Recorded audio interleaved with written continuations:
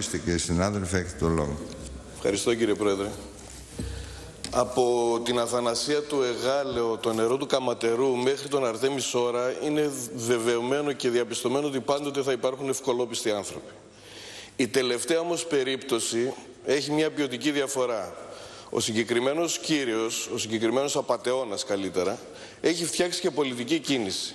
Και αυτό θα είχε ακόμα και με όρους πολιτικής ένα ενδιαφέρον αν δεν ήταν ακραία ρατσιστής, χυδαία φασίστας και δεν εκμεταλλευόταν και οικονομικά ανθρώπους τους οποίους τους πείθει να μην πληρώνουν στην εφορία, στις τράπεζες ή στα ασφαλιστικά ταμεία, βάζοντάς τους να υπογράψουν ένα κείμενο 12 σελίδων και παίρνοντάς τους 33 ευρώ για την κάθε περίπτωση, δηλαδή 100 στο σύνολο αν έχεις 3 οφειλές, και με αυτήν την λογική δεν έφτιαχνε μια βιομηχανία εξαπάτησης του κόσμου. Νομίζω ότι η πολιτεία, όχι η κυβέρνηση, αλλά η πολιτεία ως θεσμός ίσως να έχει καθυστερήσει όλα αυτά τα χρόνια, βλέποντας αυτό το φαινόμενο να γιγαντώνεται, βλέποντας μέσα από το διαδίκτυο δηλώσεις αυτού του ανθρώπου που δεν αγγίζουν καν την ανοησία, την ξεπερνούν κατά πολύ, και παρόλα αυτά να υπάρχει κόσμος πρόθυμος να τον ακολουθήσει, θα έπρεπε να κινηθούν οι διαδικασίες ελέγχου τουλάχιστον και της οργάνωσης που έχει φτιάξει και των οικονομικών αυτής της οργάνωσης, αλλά και του ιδίου. Γιατί άνθρωπος που δηλώνει ότι έχει 2-3 εκατομμύρια δολάρια, κάνει την ίδια στιγμή μια φορολογική δήλωση των 20.000 ευρώ, κάτι στραβό συμβαίνει. Μάλιστα όταν του τίθεται το ερώτημα από δημοσιογράφο, από τον κύριο Σρόιτερ που είδαμε την προηγούμενη εβδομάδα, η απάντησή του είναι ότι θα τον χορτάσει σφαλιάρες και κλωτσιές. Δηλαδή στη συνέντευξη όπου μπαίνει σε δύσκολη θέση ο απατεώνας Αρτέμις Σόρας, η απάντησή του είναι βία. Και δυστυχώς το λέω, το ζήσαμε πριν λίγο καιρό όταν πρωτοπαλίκαρό του δολοφόνησε μια γυναίκα μέλος αυτής της πολιτικής κίνησης. Επειδή λοιπόν έχει ξεφύγει κατά πολύ αυτή η ιστορία και πέρασε από τη γραφικότητα στην επικινδυνότητα, πρέπει να έχουμε μια συγκροτημένη και μια συντονισμένη απάντηση σε αυτό το φαινόμενο του απατεώνα Αρτέμις Σόρα. Το λόγο στον κύριο Υπουργό για λόγους κοινοβουλευτικής τάξης και ανεξάρτητα ποια είναι η άποψη του καθενός μας, χαρακτηρισμοί που ακούγονται αναλαμβάνουν την ευθύνη αυτοί οι οποίοι τις λένε από τους συναδέλφους. Κύριε Υπουργέ, έχετε το λόγο. Ευχαριστώ, κύριε Πρόεδρε. Θέλω να τονίσω ότι συμφωνώ απολύτως με το περιεχόμενο της ερώτησης και με όσα είπε ο συνάδελφος ο κύριος Καραγιαννίδης προηγουμένως. Πρώτα και κύρια, μου κάνει και εμένα εντύπωση ο ακραίος ρατσιστικός λόγος αυτής της οργάνωσης και αυτού του κυρίου, ακραίος ρατσιστικός λόγος ο οποίος προσφάτως είδαμε να απευθύνεται εναντίον συνανθρώπων μας, ατόμων με ειδικές ανάγκες και ιδίως τους παραολυμπιονίκες μας. Με χαρακτηρισμούς, τους οποίους δεν θέλω να επαναφέρω στην αίθουσα του Κοινοβουλίου, που εκφεύγουν όχι τα όρια της ευπρέπειας, διότι αυτό μάλλον είναι πολυτέλεια για το συγκεκριμένο κύριο, αλλά οποιοδήποτε όριο μιας ανθρώπινης συμπεριφοράς. Και επαναλαμβάνω, αυτά τα οποία είπε εις βάρος των παραολυμπιονικών, δηλαδή συνανθρώπων μας που δίνουν ένα παράδειγμα αγωνιστικότητας και ήθους στην ελληνική κοινωνία, αυτό πρέπει να προβληματίσει το σύνολο της ελληνικής κοινωνίας και ιδίως όσους τον ακολουθούν αυτή τη στιγμή. Διότι δεν μπορώ να πιστέψω πως από το σύνολο των ανθρώπων που τον ακολουθούν, οι περισσότεροι, για να μην πω σχεδόν όλοι, δεν είναι μέλη αυτής της κοινωνίας που πανηγύρισαν με τις επιτυχίες των παραολυμπιονικών μας στην τελευταία Παραολυμπιάδα.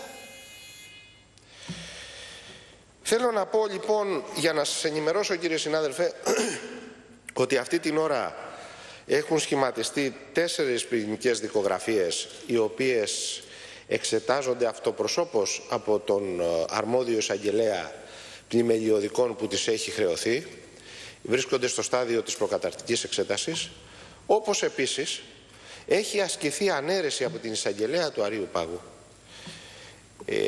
εναντίον κατά μιας απόφασης του 8ου Πλημελιωδικείου Αθηνών, στην οποία διαλαμβάνονταν παρεπίμπτουσες κρίσεις ότι έχει αποδειχθεί, αυτό έλεγε η απόφαση, πως πράγματι ο κύριος αυτός έχει στην κατοχή του ένα πληρεξούσιο και ότι διαχειρίζεται ένα φαντ 600 εκατομμυρίων δολαρίων.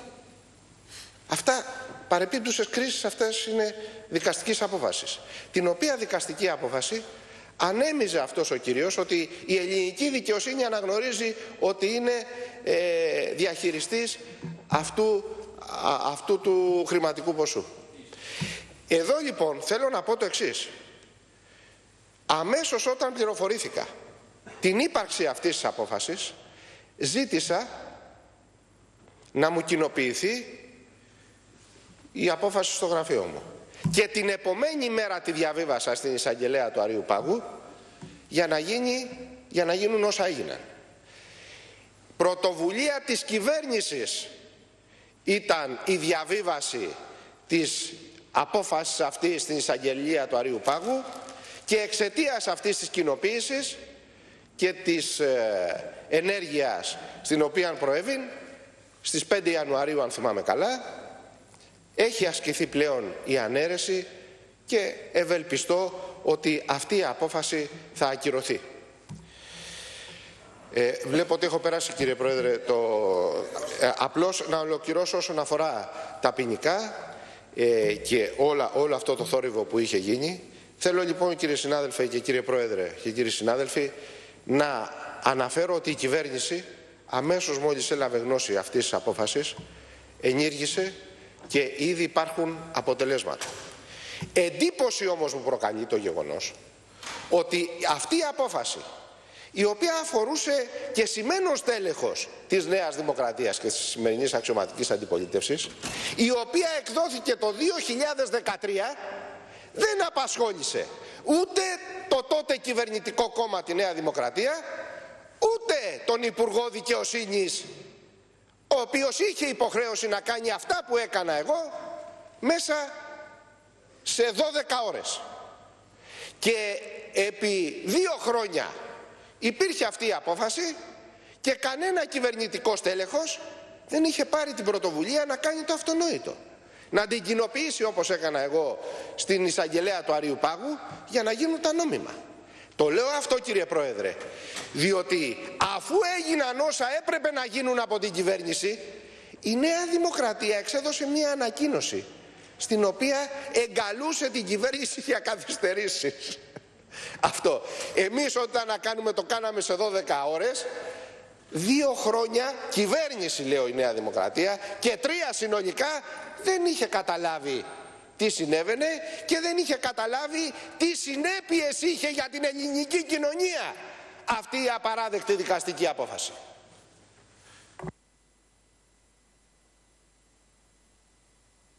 Το λόγο έχει ο συνάδελφος κ. Καραγιαννίδης, ορίστε. Πέραν των πράξεων που αναλυτικά μας ανέφερε ο κύριος Υπουργός από πλευράς Υπουργείου Δικαιοσύνης, πρέπει να δούμε και κάποια άλλα ζητήματα και οικονομικού αλλά κυρίως κοινωνικού χαρακτήρα. Κάποια στιγμή και η κοινωνία δεν μπορεί να συνεχίζει να είναι θύμα και πρέπει να αντιμετωπίζει τέτοια φαινόμενα με πολιτικούς αλλά και ορθολογικούς όρους.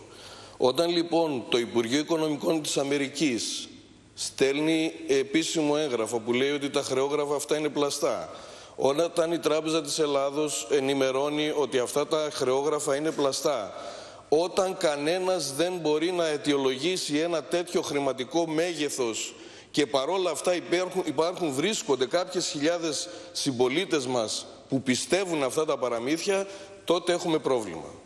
Μάλιστα, να πω και το άλλο.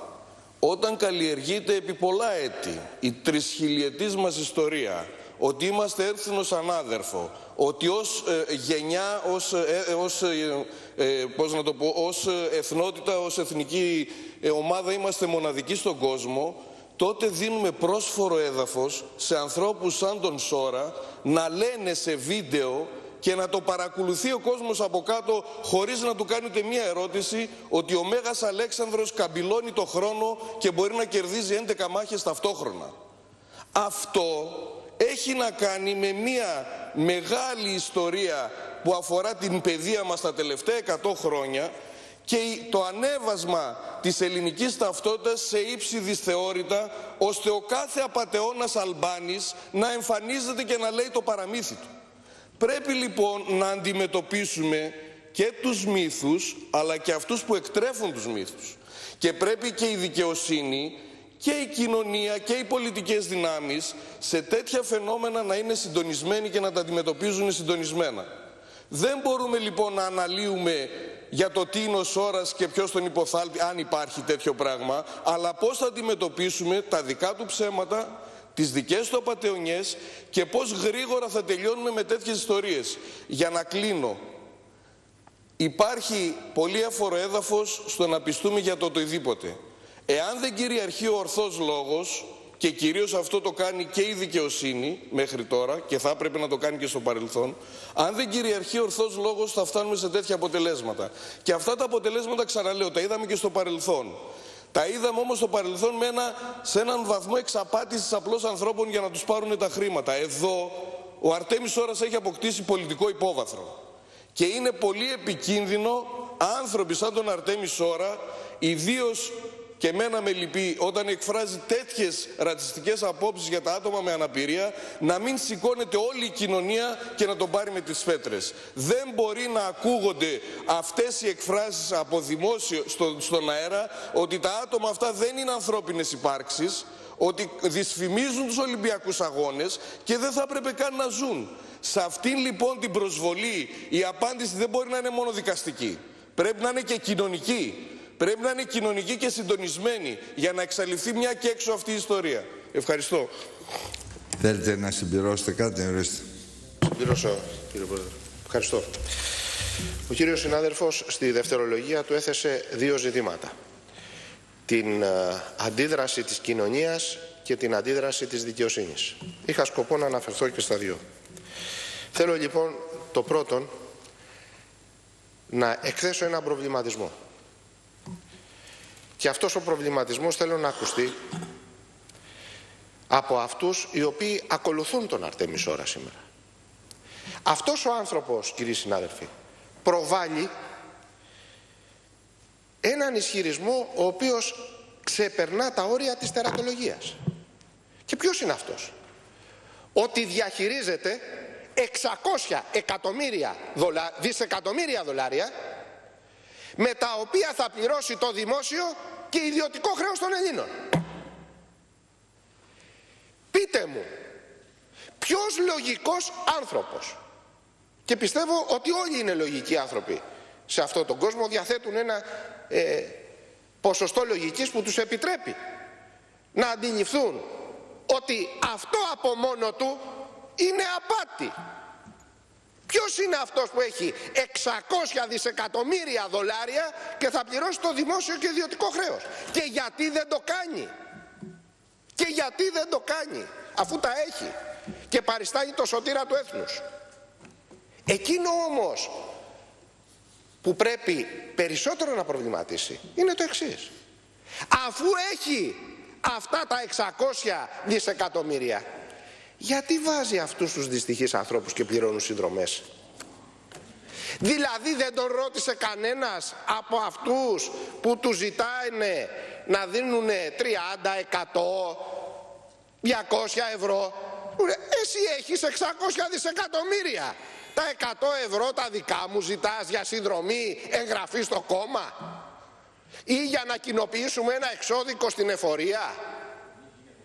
Αυτά τα πράγματα δεν τα προβάλλει κάποιος άνθρωπος. Και πώς είναι δυνατόν να τον ακολουθούν αυτό τον τύπο, γιατί δεν μπορώ να το χαρακτηρίσω διαφορετικά, όταν υπάρχουν αυτά τα ερωτηματικά?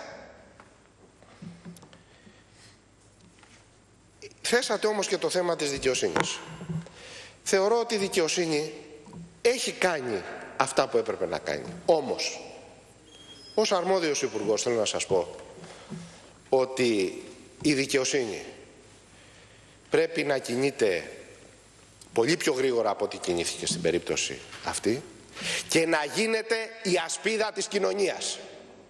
Δεν πρέπει η δικαιοσύνη να περιμένει μηνυτήριες αναφορές για να κινηθεί, όταν μπροστά στα μάτια μας, στις εφημερίδες, στις τηλεοράσεις βγαίνει αυτός ο κύριος και ισχυρίζεται όσα ισχυρίζεται.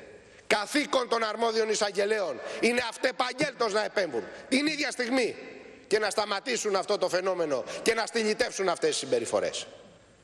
Θέλω λοιπόν να σας πω, κυρίες και κύριοι συνάδελφοι, και κλείστε με αυτό, και κλείνω με αυτό, ότι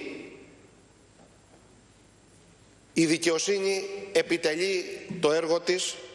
Θα πρέπει όμως σε παρόμοιες περιπτώσεις, οι οποίες έχουν ένα ευρύτερο κοινωνικό ενδιαφέρον, που εκεί πρέπει η δικαιοσύνη να προστατεύσει τους πολίτες, παρόμοιες υποθέσεις να μην αντιμετωπίζονται με ένα γραφειοκρατικό τρόπο που θα εξεταστούν όταν έρθει μηνυτήρια αναφορά στη σειρά της κτλ, αλλά κατά προτεραιότητα και αμέσως. Προς αυτή την κατεύθυνση νομίζουμε ότι έχουν γίνει βήματα και θα γίνουν ακόμα σοβαρότερα, και θέλω να τονίσω ότι η άμεση ανταπόκριση της εισαγγελέως του Αρείου Πάγου στην διαβίβαση της απόφασης εκ μέρους μου και στην άσκηση αμέσως αναιρέσεως για όσα διαλαμβάνονται στην απόφαση που σας ανέφερα του 8ου Πλημελιωδικίου Ζακίνθου είναι κάτι το οποίο μας ικανοποιεί, όπως επίσης μας ικανοποιούν άμεσες κινήσεις της εισαγγελίας του Αρείου Πάγου και της εισαγγελίας διαφθοράς για την υπόθεση Νοβάρτης που είναι σε εξέλιξη. Αυτό το αναφέρω παρεπιπτόντος στη σημερινή ερώτηση του κυρίου Καραγιαννίδη προς ενημέρωση και της Εθνικής Αντιπροσωπείας. Ευχαριστώ κύριε Πρόεδρε. Λοιπόν, οι Υπουργοί